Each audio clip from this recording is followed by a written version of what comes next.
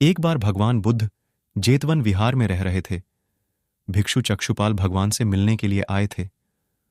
उनके आगमन के साथ उनकी दिनचर्या, व्यवहार और गुणों की चर्चा भी हुई। भिक्षु चक्षुपाल अंधे थे।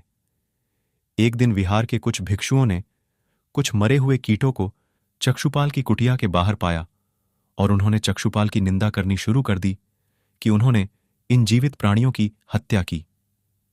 भगवान बुद्ध ने निंदा कर रहे उन भिक्षुओं को बुलाया और पूछा कि क्या तुमने भिक्षु को कीट मारते हुए देखा है?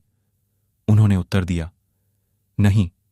इस पर भगवान बुद्ध ने उन साधकों से कहा कि जैसे तुमने उन्हें कीटों को मारते हुए नहीं देखा, वैसे ही चक्षुपाल ने भी उन्हें मरते हुए नहीं देखा और उन्होंने कीटों को जानबूझकर नहीं मारा है, इसलिए उनकी भर्त्सना करना उचित नहीं है। भिक्षुओं ने इसके बाद पूछा कि चक्षुपाल अंधे क्यों हैं?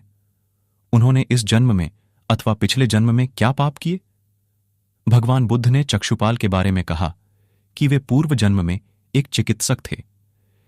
एक अंधी स्त्री ने उनसे वादा किया था कि यदि वे उसकी आंखें ठीक कर देंगे तो वह और उसका परिवार उनके दास बन जाएंगे।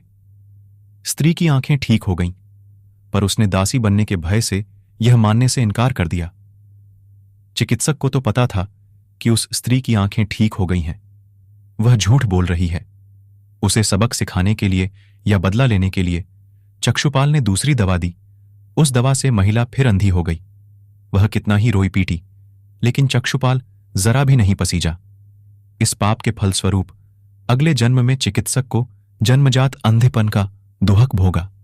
इस कहानी से हमें यह शिक्षा मिलती है कि हमें कभी भी अपने ज्ञान का दुरुपयोग नहीं करना चाहिए।